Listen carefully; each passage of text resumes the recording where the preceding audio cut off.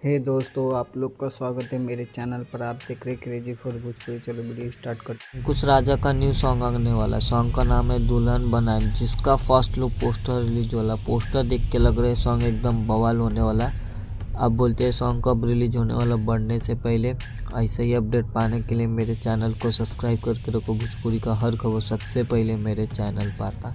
इसको गायले अंकुश राजा, शिल्पी राज और एक्ट्रेस नज़र आने वाला है आस्था सिंह। और ये सॉन्ग बहुत ज़बरदस्त होने वाला है भाई, पोस्टर देख के। और इसको लिखे हैं भगीरा पाठक और म्यूजिक डायरेक्टर है विराज जी।